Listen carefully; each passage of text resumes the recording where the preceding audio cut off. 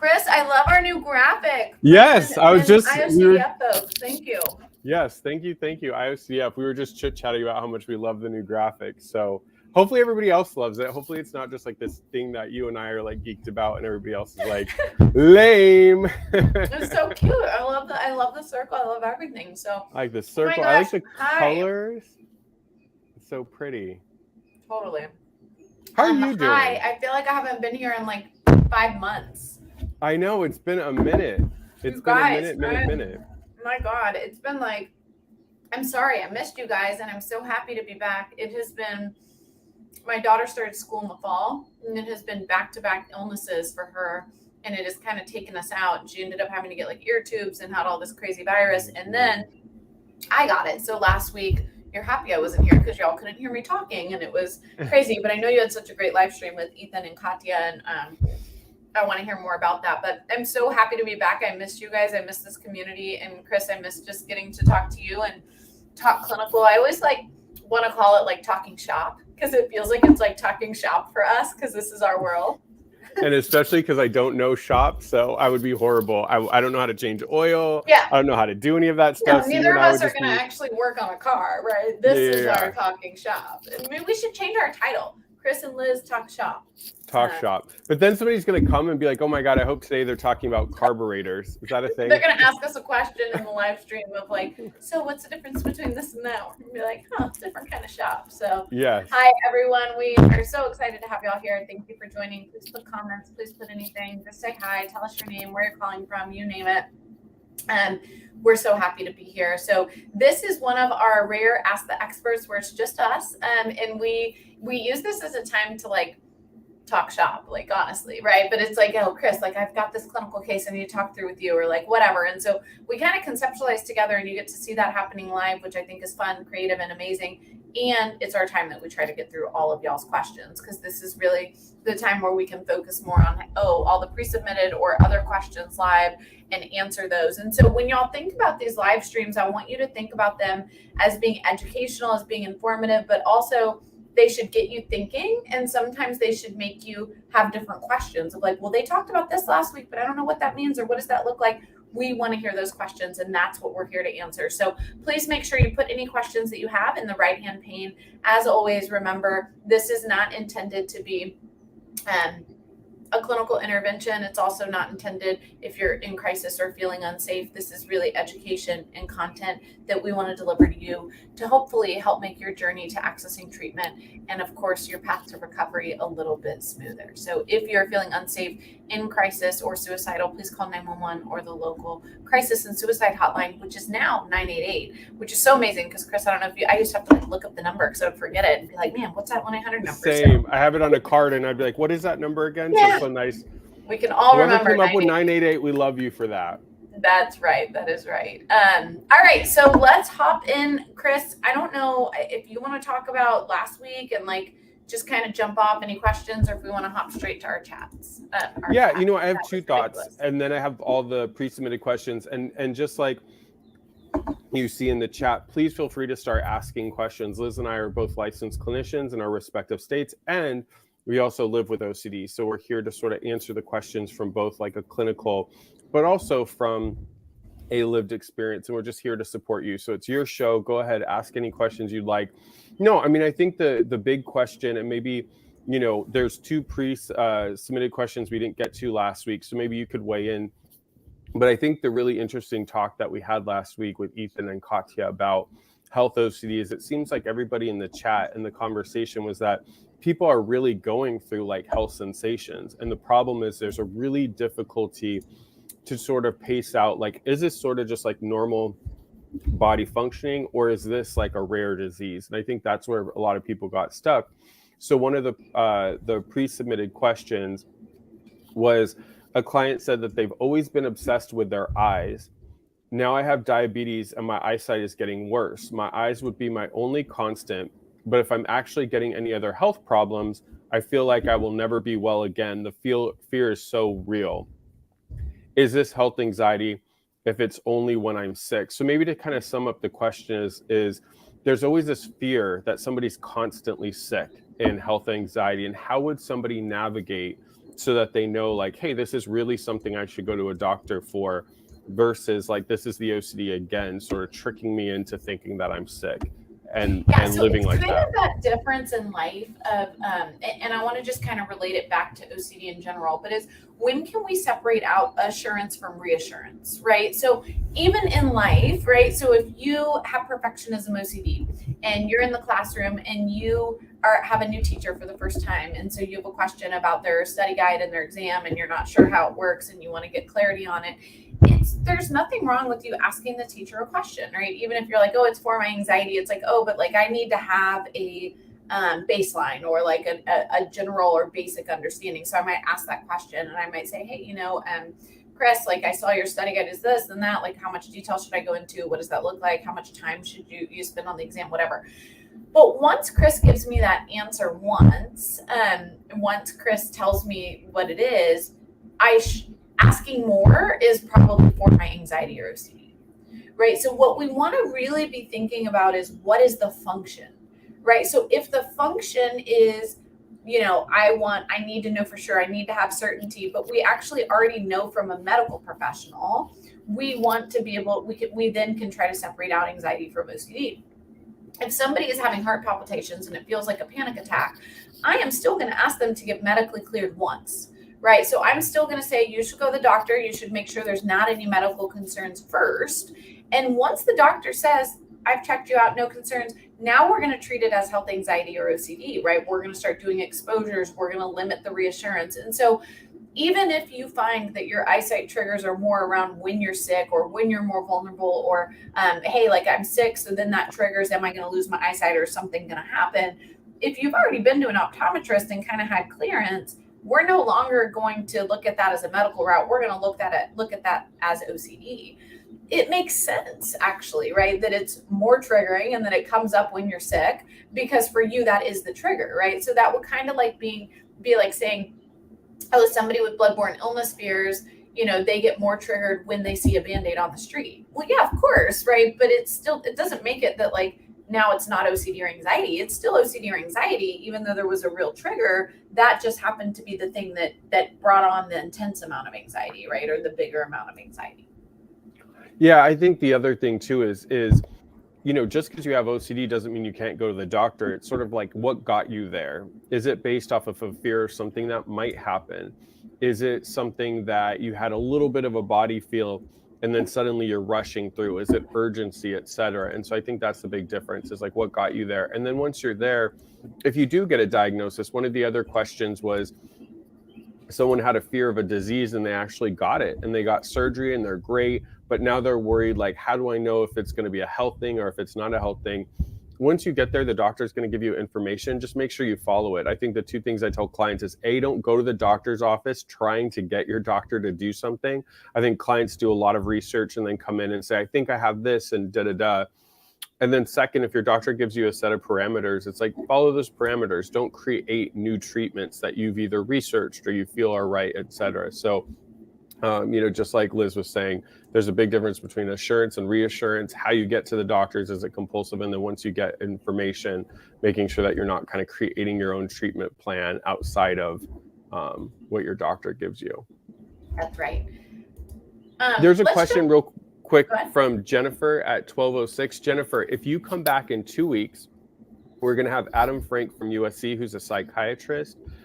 He recently did a talk on medications in OCD SoCal, and somebody asked that very question about psychedelic mushrooms. So Liz and I are not psychiatrists or researchers on that, but Adam Frank is at USC, not on that specifically, but on medications and other treatments for psychopharm treatments for OCD. So if you come back in 2 weeks, I do still want to give my opinion. Yeah, no, totally. I just want to make sure that I promote that in 2 weeks. So I mean, what Chris is saying, which is totally true, is that neither of us are psychiatrists, so like we're not going to be able to speak specifically, and I don't candidly know the latest to say, hey, here's exactly what the research tells us today versus yesterday on psychedelic treatments for OCD. What I do know, though, is that to date, there is no reason for me to believe that psychedelic mushrooms or treatment would be what I would try first.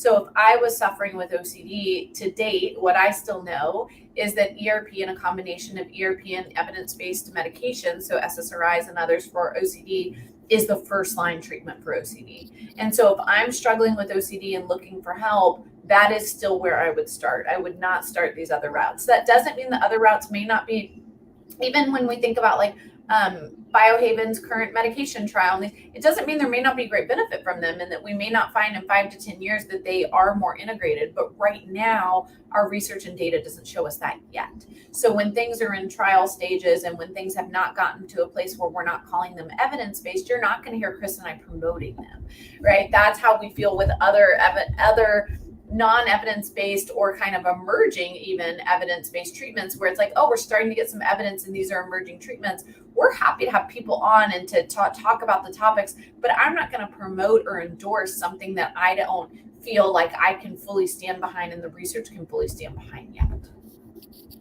Well said. I think this is a perfect question for you. I put it in the chat, so maybe we can get it on the screen, Fran, but does postpartum OCD ever go away? And is it an actual real diagnosis? Oh my gosh, this is such a tricky question. I don't know what you mean by that. So first of all, postpartum OCD. So when we start to see OCD onset postpartum, it is not going to necessarily be like some of the other like postpartum blues where they may show up and then they kind of go away on their own and they don't need treatment. Postpartum OCD may be the onset of OCD. So I can't remember the stats, but I want to say it was somewhere like 20 to 40% of adults are diagnosed with OCD in the postpartum period. But that doesn't mean that once you're out of the postpartum period, which is often 6 months to a year, that you no longer would have OCD. So it's not, we wouldn't recommend for postpartum OCD that you just kind of wait it out. We would 100% recommend that you actively engage in behavioral intervention. So it is 100% a real diagnosis. And I don't even know that there is a diagnostic code. Actually, I'm confident that there's not a diagnostic code for postpartum OCD. The diagnosis is just OCD. And then I think you would may also need a postpartum diagnosis, which may or may not drop off later, but the OCD diagnosis may carry, especially past the postpartum period.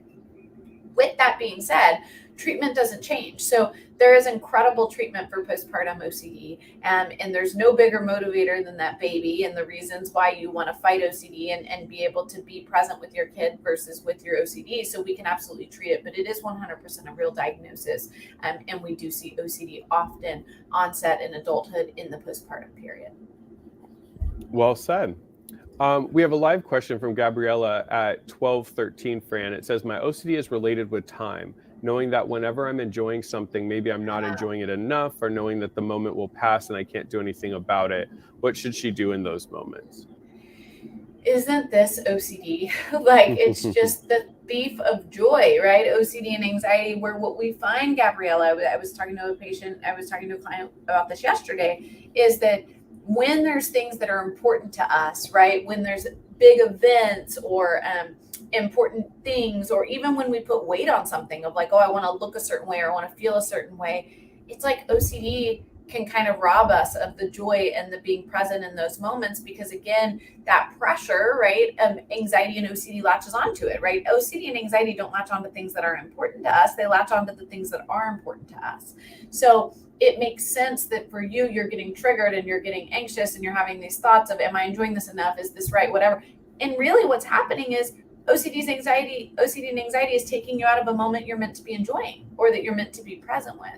And so what we want to do is we want to actually lean right into it, that like, oh, like maybe I'm not fully enjoying this, or maybe this isn't going to go perfect, and I'm going to lean into it anyways, right? I'm still going to choose to be here. I'm going to show up. I'm going to be present.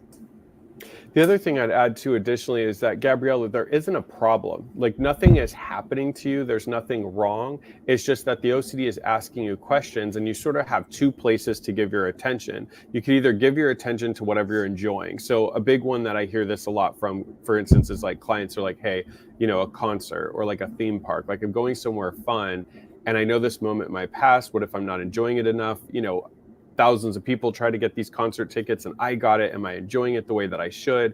And the problem is all of those questions being asked, that's the O, right? Like that's the O of OCD, trying to kind of prod at you and say, are you enjoying this enough?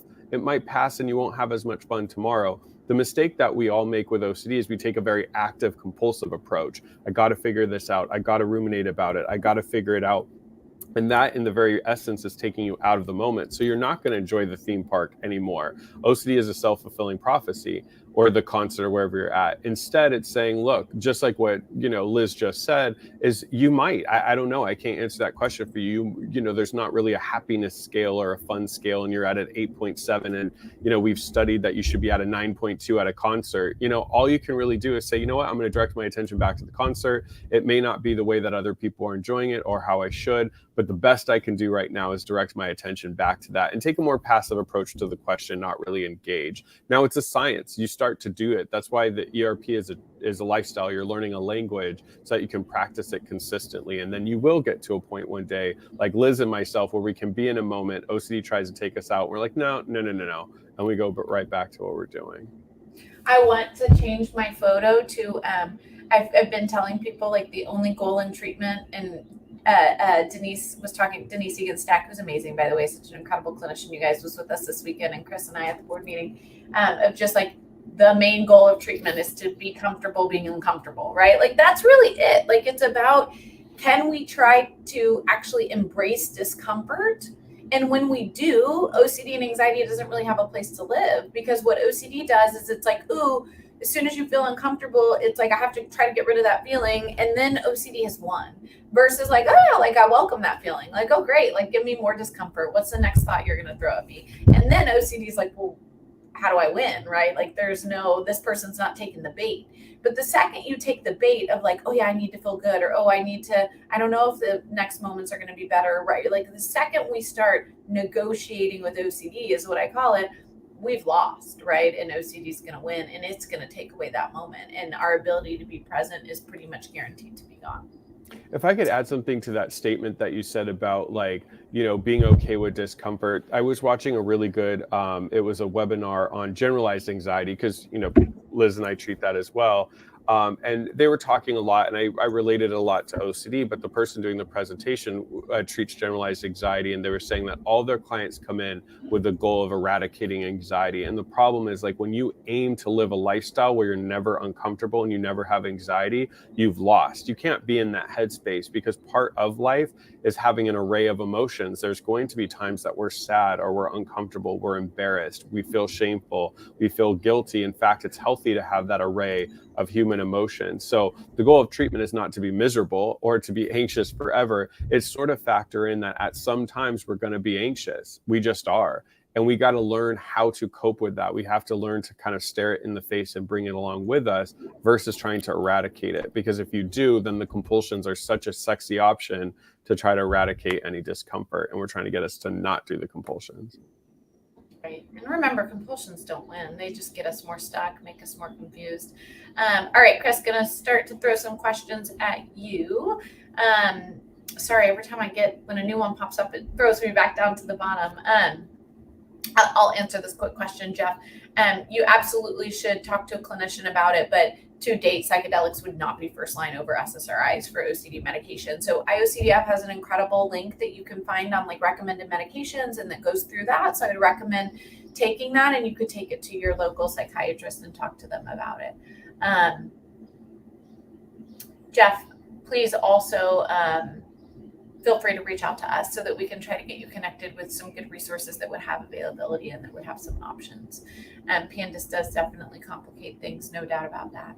Question at 12:13 from EFED. My problem is when I try to do a work, I have a thought that you can't do this. For example, I want to remember a chapter from my book, and my mind instantly says you cannot. I'll make sure you cannot. Chris, how should they address this? Yeah, the thing that happens is, one of the things that I like to think is OCD sort of takes over just sort of like natural behaviors. We see that a lot with somatic OCD, where somebody is trying to take over breathing, etc. The thing is, I don't know how old you are, EFAB, but we learn how to read and sort of kind of retain what we read at a very young age. And then what happens is, when people struggle with that, in this example, people will come in and say, I've lost the ability to read. That's not true. You can't just lose I tell people, unless you had a traumatic brain injury, you can't just lose the ability to read and retain information. The problem is you sort of have a block. And what your block is if you externalize the OCD, it's like trying to read in your room and having somebody standing there going, you can't read, you can't retain, you'll never remember it, you can't do this, you're not good at it. And the mistake that we make is we want that to go away so bad that we direct our attention away from what we're reading and learning, and we get into this kind of entanglement with OCD. And then we're wondering, how come we can't retain information? Well, you're putting yourself in your fight or flight state, and the part of your brain that's enacted is not the part of your brain that learns and retains information from reading. So there's going to be this discomfort period to get you back to reading the way that you did previously before OCD took over. So own it. You may not read and retain everything. In fact, you probably won't when you're first doing the exposure. So I love being active with my clients. I never want us to just be sitting and talking. And so I have a lot of clients that struggle with this, and I'll have them bring in their homework. Let's sit down, let's do the work. And they'll start to get very flustered. They're like, Chris, I'm not retaining this. Good. But you're reading. Are you engaging with the OCD? Are you doing compulsions? No, but it's so loud, it's hard for me to focus. Awesome. Maybe today we'll only retain 40%. You'll get a C on this paper. But the cool thing is we're learning, we're doing the treatment, and it's inevitably going to work. And if they do what's correct, if they really follow the treatment, what they'll start to notice is not even in a couple years, it's like a couple days, sometimes a week or so. They're like, you know what? I'm getting a lot better at reading and retaining. And when OCD is like, you're not learning everything, it's like, I'm not, because I have a disorder, but great, I'm going to do the best I can. And then because they're not so anxious anymore, they calm down, they're able to focus, push the OCD out, and then retain the information. Absolutely. Next question is from Gabriella at 1213. My OCD is related with time, knowing that whenever I'm enjoying something, maybe I'm not enjoying it. Oh, sorry. We already went through that one. You know what, just like you jumped around, Chris, and then you got me lost. Just like Liz was saying, if people don't know at home, like in our comments for the questions, it resets. So sometimes it resets and I think it's new. And then I'm like, oh my God, it pushed us all the way down and I missed a bunch. So that was totally my bad. All right, Jennifer at 12:16 your time, Fran. I have ridiculous health anxiety and it feels insurmountable. So Chris, can we talk about that? And have done a webinar recently on health. Oh my God, y'all did it last week. What am I talking about? Hi. Welcome, Liz. Yeah, Jennifer, first of all, thank you so much for being open and being vulnerable. I mean, I think for everybody that's on this stream, like when you open up and you share with us, I mean, I think it's really important to recognize that you're not alone. So Jennifer, there's other people that are going to see this live or they're going to watch it back. We get a lot of people watch them back. They do really well watched back. So people are going to see this and not feel alone. The hard thing about health anxiety is that we care about our health a lot, and our society talks a lot about taking care of yourself. And so the problem is they don't always explain what that should look like. And so with us, with OCD, we take it and we run it. We feel like we're supposed to be in this sort of like perfect state of feeling. And anytime we have something that hurts our chest, or we have our throat is a little dry, or we cough, or we feel a little itchy, or we have a family member that has cancer, so we start worrying we might get cancer, or we watch a TV show and there's a character that has a rare disease. Like I had a client that used to watch House.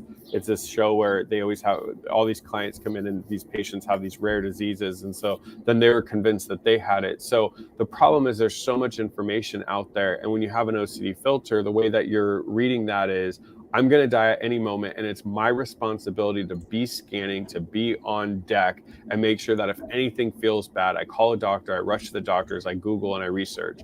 The problem is what happens on a bigger scale, I kind of call it like the OCD story, is OCD's now convinced you, Jennifer, that you're a sick person, you're not healthy, you're going to die, and it's your responsibility to take care of your health. And it's going to use regular somatic symptoms. Like we all get kind of like bubbles in our stomach every once in a while, and itch, or like our neck hurts or something, or a headache.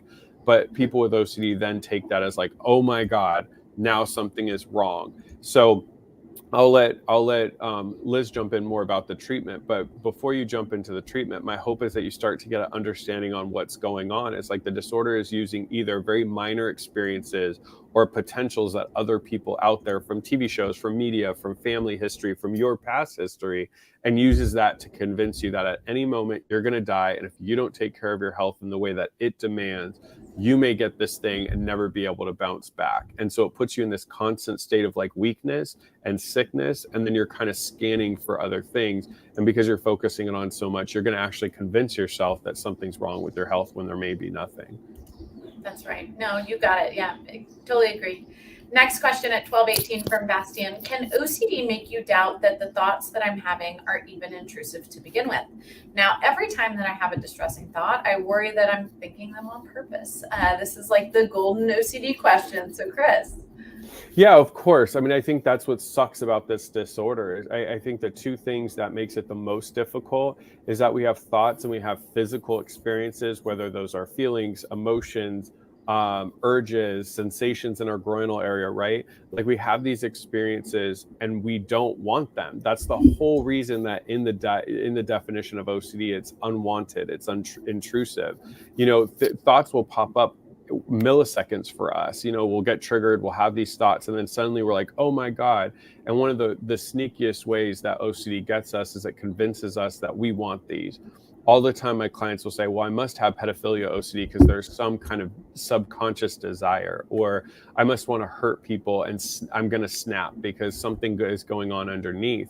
And I think that's the saddest thing about this disorder is it can convince you about your identity as something different than who you really are. Most of my clients that come in that have fears of harming other people are some of the most nice, kind, responsible humans ever. People that come in with scrupulosity are some of my clients that have the most and strongest faith. My clients with hit and run OCD are some of the most cautious. Our clients with health anxiety are some of the youngest and the healthiest, right? And so OCD has a way of convincing us we're something we're not. So what I tell clients, especially when you're in the beginning of treatment, just treat anything as an intrusive thought that doesn't sit well with you right off the gate. So, I mean, if you have a thought like I'm hungry for chicken, you don't have to label that as an intrusive thought. But in the beginning, part of the reason we talk about themes and subtypes, I would argue over time, you know, focus less on the subtype and more on the way that OCD works. But in the beginning is like, if I have hit and run OCD, I can't keep falling that, hey, these are these thoughts that I want to have about harming people with my car or being irresponsible. I got to really identify like this is the OCD and this is how it gets to me. It makes me have these thoughts and I mistakenly own them when I shouldn't. 100%. Next question is from Jennifer, related to health anxiety as well at 12:18 a.m. Today I learned about Prenuvo, an MRI that detects early cancer, and I'm sitting at my desk at work obsessing about signing up for it because I'm afraid they'll tell me I have days left. How do I deal with this? So I'll take it first. I'll just say that, Jennifer, the first thing I want you to think about is like, have your doctors recommended that you do this scan? Because if they have, then that's one thing, right? It's really like, can we follow doctor's advice and not let anxiety make decisions for us? But if this is something that you're researching and that you learned about and that you're feeling like I'm supposed to do it, but no, I can't do it because what if I find out it'll be too anxiety provoking? I want you to sit back, maybe take a 2-minute grounding walk, but then come back and say, okay, what do I want to do? If I didn't have OCD or anxiety, would I consider the scan? Or is the scan for my OCD or anxiety, right? And again, what is the function, right? Y'all hear me talk a lot about function because it's really important. It's really important for us to think about, is there a functional purpose to my behavior, or is the purpose of my behavior to feed anxiety or OCD? Yeah, the only thing I would add, because you nailed it, is I like to think long-term too, you know, so let's say you do decide, let's say you do decide to go get that MRI. That's not going to be the first and the last thing that OCD asks you to do. You're going to hear about something else. You're going to read about something else. You're going to have a family member that has something, and you're going to find out that one also has an early detect. And then what you're going to start to notice is you're going to start shifting your lifestyle around researching new methods of early detection. You're going to start signing yourself up for everything. So the difference, I always tell clients, like the difference is that with somebody without OCD, an incident happens and then they respond. But with OCD, we respond before an incident occurs. So obviously, if a doctor comes to you and says, hey, you have a history of, like I have a history of my grandma gets skin cancer. So I had some stuff on my body, and my dermatologist took it off and said, look, here's some precautions I want you to take. If she were to sit down and say, hey, Chris, I want you to take, you know, to go do a Prenuvo MRI scan, great. That's not OCD. My doctor said because of a history I have. But if I'm just worried about cancer and I read something like that and then just decide to go, there's no incident, there's no expert telling you, then you got to recognize that the person telling you is the OCD, and it's never going to work out well. You're going to find yourself in a cycle and not stopping. Exactly right. Thank y'all. I like all your comments about thank you, and that you appreciated the comment about being uncomfortable. having a need to know everything, right? Remember, OCD is going to want us to know everything, to be certain. And how do we deal with it? Well, we lean into the fact that like that's actually not a feasible task. There is no way any one of us can know everything, can be certain about everything, can feel totally comfortable. Instead, that's OCD trying to give you an impossible task. If I could add quickly to that, so Cash, thank you for the second part of your comment at 12:23. OCD has shortened my challenge time to make me act. That's the biggest thing that OCD has to do, is that with that need to know everything in your previous question, we don't take action, and people will spend days, weeks, months, years in their head. And actually, that was going to be my second soapbox I forgot about at the beginning, is if you are in treatment and you're not doing something after the first phases, obviously, like, you also don't want to go to an extreme where your therapist is asking you to do an exposure day one. It's like you just met. But once you've really gone to the education, you understand how OCD works. You understand how it tricks you into kind of believing it. It uses sensations, thoughts, feelings. It kind of gets you into your head versus out in the world, right? Once you've gotten to that point, you've got to be doing something. If I have a fear of going into buildings because of asbestos, if I'm not either going into buildings with my therapist, or if my therapist has 50-minute sessions and we're virtual and we can't go together, planning that you should be going somewhere, you got to find a different therapist. We should be doing things. And the reason for that is your question, Cash. All of us with OCD could spend weeks, months, and years in our head and never do something. So part of therapy, our responsibilities as clinicians, is to get you out of your heads and back into life. So if you're noticing that you're just talking in your sessions and you're never really doing, I've had clients that have gone to where Liz runs her treatment center, and when they've come back is like, they spend all day doing stuff. That's what it's supposed to be, because once you get home from therapy, you're supposed to easily be able to transition into doing things. So when I have clients tell me that they're working with a therapist that's focusing on all cognitive techniques or all talk therapy techniques, and they've spent 4 or 5 months just sitting face to face, never doing anything or creating a plan, they're not getting better. People that go to a residential like Liz's treatment center, they come out because they've spent hours all day doing things, and it's an easy transition back into life. So that was my soapbox I forgot about earlier. Totally true. So the next question is a question that I really love. It's at 12:25. Is it enough to just practice response prevention when confronted with a trigger? When I plan my exposures, it always tends to become compulsive. So I'll give my thoughts, and Chris, please add on. But life should be about living out your values, living your life, and exposures are within that. So when people talk about, oh, I believe in a treatment method that doesn't include exposures, my response is like, well, tell me how that works. Because for most people with OCD, living our life is an exposure.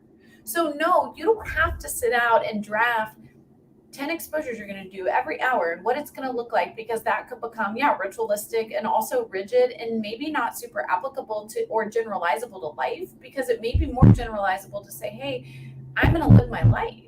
And while living my life, that means exposures and triggers are going to happen. And when they do, I'm going to work really hard to lean into it and to not engage in response prevention. Response prevention is the most important piece, right? So if you are cutting out response prevention, that's amazing. The one thing I would ask you, though, is I want to make sure that you're not avoiding anything. So if you're like, oh, I'm going to cut out response prevention, but I'm still going to try to avoid being faced with this or going to this location or doing this activity or whatever it might be, that's when I would say that needs to be the exposure, right? So the exposure is not about being rigid and lining out exposures. It's about engaging in things that your OCD doesn't want you to engage in and living your values, living your life, and knowing that life just becomes the greatest exposure, right? Because it's exposures are going to be built into it and you're doing what you want to do. That's values-based treatment. When people are here at our program or residential program for OCD, they are not just doing random exposures all day. I don't assign exposures to them. They assign exposures to themselves.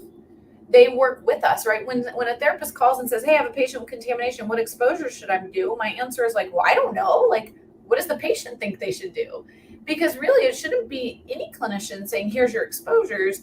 It should be a clinician saying, what are the things you want to get back to? What are the things OCD's taken away? What are the avoidance behaviors, right? And those should be exposures. And that's all about living life. Yeah. I'd say obviously using response prevention is going to be better than not, right? Like, we would love this answer much more than you writing that, hey, I do compulsions when I'm triggered. I always use sports analogies, which is weird because now I'm not a sports person, but I definitely played sports growing up.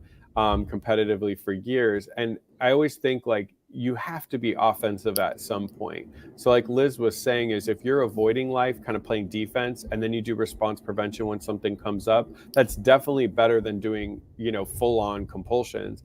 And there should be a point where you're transitioning to a little bit more offensive in treatment. So for instance, like if somebody is really triggered by their aunt's house because of sexual intrusive thoughts, if their aunt shows up to their house to see them and gives them a hug and they do response prevention, great, but you're still avoiding. If instead you're like, oh, all the family events are at my aunt's house, I love that, I'm going to show up, I'm going to give her a hug, I'm excited to be there, I'm going to treat her the way that I would treat her if I didn't have OCD, that exposure is going to be much more effective. You're on the offense. And what I tell people is often those are easier to do. It sounds crazier and bigger and scarier, but in fact, because you're dictating it, you'll find that it's much easier than kind of waiting around to see what exposures OCD throws at you. And it's enjoyable, right? Like Chris and I always talk about this thought process where people think exposures are supposed to be like miserable. And we're like, what? Like that. The point of an exposure is it's getting you closer to your life you want to live, like your values that are important to you, not exposures are just this grueling negative process, right? I was talking with a patient yesterday, and one of the things she said to me is she was like, oh, like, yeah, like that feels really difficult, but like I'm willing to do that because I already see the value in that. Like I already understand why, even though that'll be hard, like why that's important, right? Because it takes away my rigidity and rules from that ritual. And I'm like, yeah, every exposure should be that way, right? So my response was like, hey, I want you to know that if there ever comes a time in treatment where it feels like you don't have that same feeling of like, oh, Liz is asking me to do these exposures, but like they don't really align with my values or they don't really make sense to me, like please stop, slow down, and let's talk about it, right? Because if you're just doing something because a provider is just telling you to do it, that is not useful.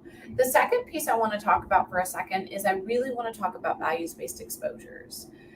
One of the things I keep hearing, Chris, and I like cringe when I do, but I just keep hearing so many non-values-based exposures that maybe are happening now, but also that have happened in the past. So, when they talk about their kids' treatment, even though it was useful, it oftentimes doesn't sound like it was always values-based. And I'm pushing that just because I really want to make sure the treatment that you expect and or future treatment is always values-based. So an example, when I had scrupulosity, my clinicians would have me write 666 on my hand. And that was an exposure for me that I would do. That is not a values-based exposure. If I was redoing scrupulosity exposures today, I would not do that. And in fact, my answer would be like, I'm not, even if I didn't have OCD, I'm not comfortable with that. That's not something I want to do. Now, would it have been useful for me to write the number 6 somewhere on me or to use the colors red and black, which I was afraid of because I thought they were the colors of the devil? Yeah, like wearing red and black together is important, and that's values-based because I don't want to not be able to wear a certain pair of shoes or wear my certain purse or things because of my OCD, because now I'm like having to avoid certain ways that I want to live or the way I want to be. But also the number 6 is everywhere, right? It would be in places on a receipt when I'd go to check out at a store. It would be right here as one of the digits in our fax number on our business card, right? And so I needed to be able to confront the number 6 itself, right? And that would be important. But walking around with 666 on me as if I believe in that and like that's something that I like is valuable or part of me, like that's not really a needed exposure. And this might cause some controversy. There might be some clinicians watching that are like, oh, Liz, I totally agree. Like we've done that with patients forever and it works. It does work. Actually, it worked for me. Like I did those exposures and it worked for me. And it still made me be closer to God and made my Christianity closer. It's not like it took me away from my faith. However, what we have learned as treatment has progressed and times have changed is that we can get the same results with values-based ERP.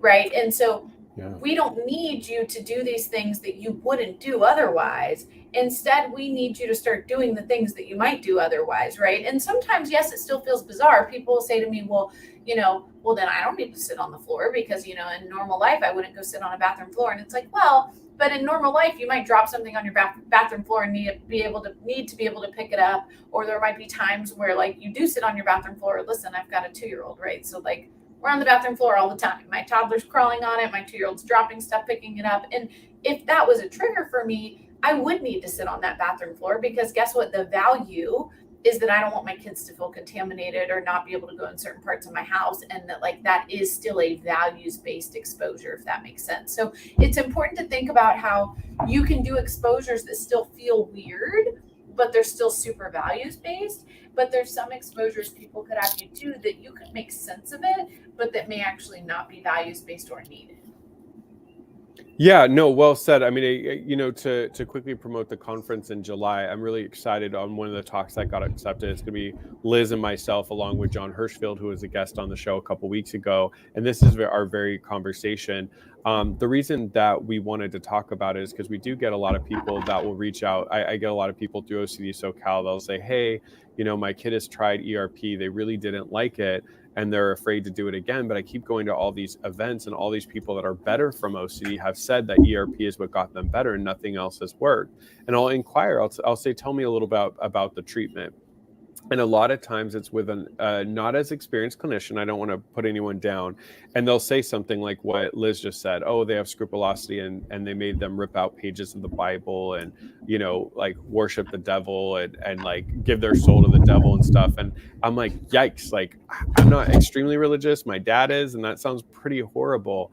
And so I'll say, okay, let me talk to them. And then I'll have a conversation with the client. I'll say, what do you really miss? And they're like, I really miss going to church. I want to go to church so bad, but I'm afraid of having intrusive thoughts at church. And I'm like, okay, my goal in treatment is just work up on a hierarchy so it doesn't feel overwhelming and overstimulating to get you back into church. What do we need to do to get you back into church? What are some things that you need to learn? So it's like, oh, well, the first thing is kind of educating them that having an intrusive thought doesn't mean they agree with it. It just simply means that they have OCD. How are they responding to the thought? What attention are they giving it? What are other situations that aren't as triggering as going to church while having those thoughts? How can we move up to it? Let's start them reading the Bible again or watching Christian-based programming. So that's what treatment should look like, and that's what we're going to talk about it. And please, please, please be wary of any clinician saying ERP doesn't work, it's harsh, go to this instead. There's ways to do ERP in a way that does not feel like fear factor or torture.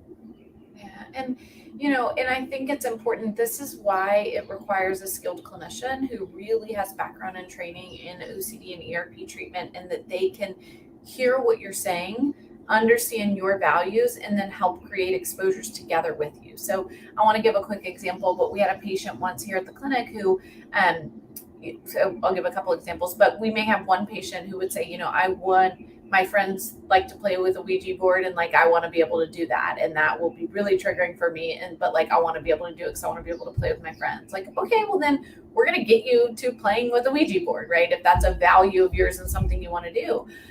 But if I have a patient who's like, listen, I'm really triggered by like Ouija boards and that sort of superstition. But I don't have any interest in or like any consideration of something of like playing with a Ouija board. Like, that's not something I want to do. That isn't something I do without OCD. It's not important to me. My answer might be like, okay, fair. Like, then we're not going to have you play Ouija board. That wouldn't make sense. That's not values-based. But the first question I'm going to ask is like, oh, so how hard would it be if we were at Target and you had the shopping cart and you went past the board game section and you like touched the Ouija board? Well, no, I couldn't do that because then the shopping cart's contaminated. And actually, like, I don't even go in the game section because all the games are contaminated. But like, wow, I'd love to be able to get the game Sorry and play it because I used to love that growing up.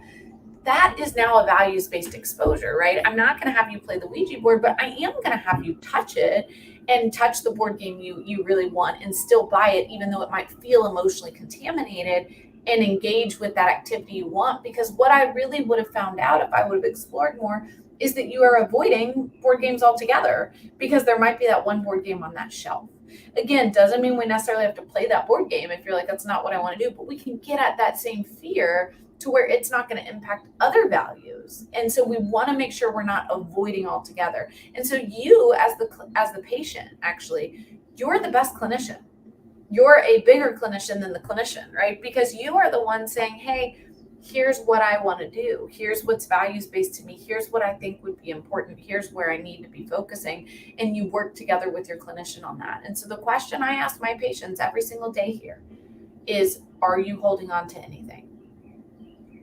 Because it's really easy for those of us with OCD to justify why we don't need to do that one exposure or that exposure, or why this one doesn't make as much sense. But guess what? It always ends up catching up to you. And so I want you to think about with exposures. Yeah, you can easily be like, yeah, that's not values-based. I wouldn't do that. but is it causing you to avoid other things that are values-based, right? So you really want to you want to look at both. Well said. Well said. I see a question I'll throw out there for you at Anne, from Anne at 1226. She says, what do we say or do for a family member who has OCD and says, I'm being very hypersensitive to everything today? Actually, I think this is a really important one, because it's really important to think about, in the sense that, are we labeling everything as OCD? And what does that look like, right? So just because, like, sometimes when I'm working with families, it'll be like, oh, like, the kid didn't want to, they didn't want to, I don't know, my child didn't want to put those shoes on. That's their OCD. And it's like, oh, well, like, is that true? Or did they just have another pair of shoes they wanted to wear? Or is it an OCD thing where they're avoiding those shoes because it's contaminated? So it is important to work with your therapist to figure out what is your child's OCD versus not, because sometimes I do see parents over label, oh, that's your OCD, that's your anxiety, or like, oh, or they are okay with things because they're like, oh, that's their OCD or anxiety, where it's like, oh, maybe, but maybe that's also just them being a 12-year-old or whatever it might be. And so I do think it's important to listen if they feel like you're hypersensitive, and to ask, like, okay, like, I'm sorry you feel that way because that's not my intention, but tell me a little bit about the things you feel like I'm hypersensitive to that you wish I wasn't, or that how would you like it to look different, right? We want to have open lines of communication with our family members, but then also I would talk with the therapist and really help differentiate. I do this with all of my patients here, by the way. They come to residential program and I'll get out my whiteboard and differentiate, what is your OCD? What are some of your interpersonal difficulties? What is your relationship issues going on, right? Whatever, because sometimes people will just lump everything into OCD, where I'm like, I don't know that that's OCD. And Chris and I have done a talk on this, but like, it's dangerous for us to label everything as OCD, because then we treat it wrong, right? Like, we don't want to treat OCD as PTSD or PTSD as OCD. We want to be able to know what is what. So it's important to get good education on that, and go from there. I agree. I think the biggest thing too is, we did an event down here, and like a lot of the people on the panel that had OCD, what they kept just saying is like, I want my family to just be supportive of my experience. And so I think that's the biggest thing is we don't want to go to either extreme. We don't want to be so hypersensitive that we're challenging everything. Was that OCD? Did that OCD? And we don't want to be on the other end where we just accommodate and just give in. We want to find that very healthy middle ground where you're supporting your loved one and who has OCD, you're listening to them, and you're knowing when to set boundaries if it is getting to a point that you really do feel like it's OCD. But make sure you have that part. The other thing is I always tell parents, like, trust your loved one until they give you a reason not to. If they're really good at admitting if something's OCD or not, let them do that. Don't because clients will come to me and they're like, I'm getting so much better, but I sneezed the other day and my, I used a little sanitizer because my hands had snot all over it. And my mom was like, is that OCD? Is that OCD? And I'm tired of defending myself. So if you feel like your loved one is pretty honest and open, trust them. If you're seeing a pattern of untruths, then you might want to talk to their clinician, say, how do I help them? Because they keep telling me that things aren't OCD, but they're bleaching the floor all the time, or et cetera, is super important. Next question. A couple people asked questions about how to fight OCD without treatment. So there are amazing self-help books, websites, resources. You can go to IOCDF.org to learn more about those. Definitely recommend checking those out. I would rather you even consider a self-help program or workbooks versus a clinician who doesn't understand OCD, because we really want you. But sometimes clinicians can take those and read from them and use those for the rubric of their treatment. But that is a great way to start. And then, of course, these webinars and other things provide education. A question at 1136, how do you treat someone who has a fear of catching rabies with compulsions that involve hand washing? They are unwilling to do exposures because it takes 8 weeks to get a diagnosis. So really what I hear this, Chris, is like, how do you do treatment for someone who's like not really willing? Like, how do you help them? But also, if it takes 8 weeks to get a diagnosis, treatment sounds like unreasonable. Like, if that makes sense. Yeah, where I like to start, I think sometimes as clinicians, we have this idea that maybe the person knows how to get rabies and they're just totally ignoring the facts. A lot of times, one of the places that I start with a client, if they have an HIV fear or rabies fear, et cetera, I'll say, hey, I want to hear a little bit about your information. Once again, this is not the treatment. This is just kind of the start. And I'll say, how does somebody get rabies? Oh, they get bit by an animal. And I'm like, okay, tell me a little bit more. They're like, I don't know. I just think that's how you get it. So sometimes where I start is like a little bit of an education. Like, this is how someone gets HIV. This is how someone gets rabies, et cetera. That's the threshold.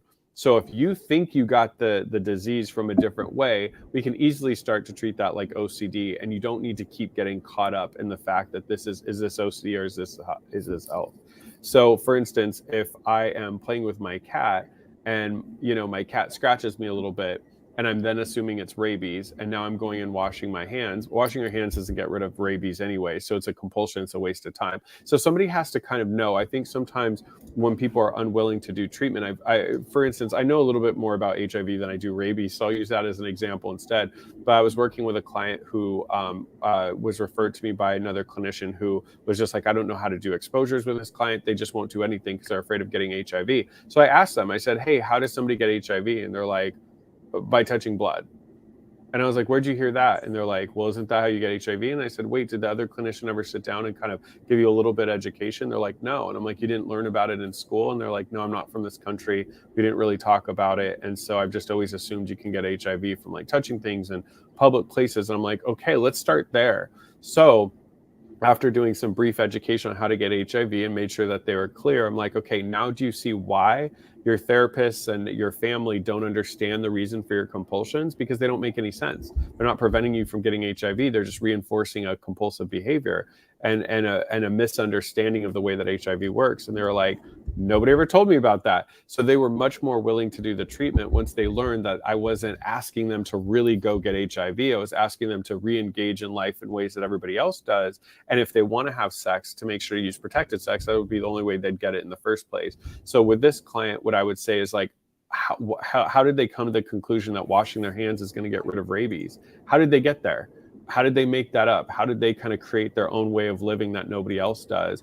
Educate them enough. And then once they have that education, you work in kind of slow steps. You get them to recognize like, okay, what are the things that you've lost because of it? How do you re-engage into life and take it in small steps? But a lot of clients will use that whole, well, like HIV doesn't show up for 8 weeks or this doesn't show up for this long, et cetera. But it's like, I think you have to take a couple steps back and think, how did you even get to the point that you thought you got rabies in the first place?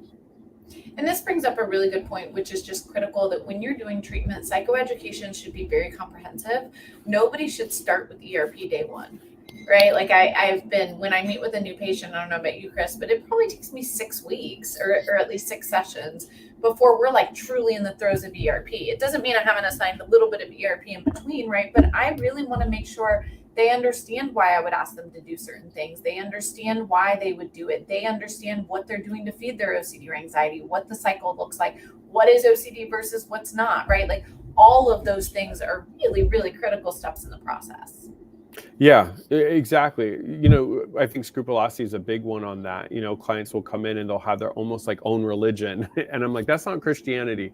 They'll have their own religion. I'm like, have you ever talked to your pastor about like praying's a big one. Clients will pray, for 3 hours a day. And they're like, I have to pray that long to be good with God. And I'm like, where did you get that from? And they're like, I don't know. It just feels right. And then I educate them that this is more about feeling right and less to do with your faith. OCD and faith are separate here, but OCD is trying to compare them.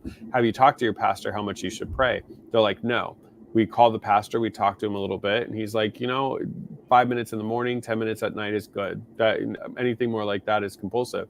And then it's like, okay, now if the client continues to do 3 hours, they're engaging in compulsions more so to reduce anxiety and to appease the OCD. And I make it very clear that you're doing nothing to appease God. But sometimes people need that conversation during the education process because they're not going to be willing to do something if they really think they're angering God, they're giving themselves rabies, etc. Somebody put later on, Chris, isn't that kind of ICBT when we're like slowing down and doing psychoed? And I want to say that's good treatment and that's good ERP, but any treatment you're doing should involve psychoed. I remember I got a client once who did amazing. And one of the things he struggled with is he said, hey, like the first sessions of my ERP provider, they were like, well, that's reassurance. I can't answer that. Well, like you have to lean into uncertainty, maybe not. And he was like, and I truly like didn't have a basic understanding, right? So like when he started with me, we went through psychoed of like, what is scrupulosity treatment? It was around scrupulosity, but like, what is treatment going to look like? What should you expect versus not? Like, oh, what do you think? What would you do? And for him, it just really allowed things to click, but also it allowed his motivation and willingness to engage in ERP to be that much more. Because he was at a very strong place of like, oh, like, I believe in the work she's asking me to do, and it makes sense, and I know what the end goal is. Dr. Grayson has taught me this right throughout, and we're hoping to bring him back on soon. Chris and I were just talking about that. But one of the things that John talks a lot about is like, you could spend 6 months in education, and that's more important and valuable than doing ERP if a patient isn't ready yet. So the point of psychoed is we help get you ready to do exposures, to do values-based living without response prevention. But if we throw you straight into ERP and you're not ready, you might ritualize later, or you're white knuckling and just like surviving through that, and you're not actually learning what we want you to learn, right? You can do ERP, high level ERP, but do it ineffectively if you're doing it in this, like, I have to do this, I'm going to gut through this mentality, versus like, oh, like, I'm excited to do this because it's going to get me closer to my life, and I'm going to face the triggers that come up along the way.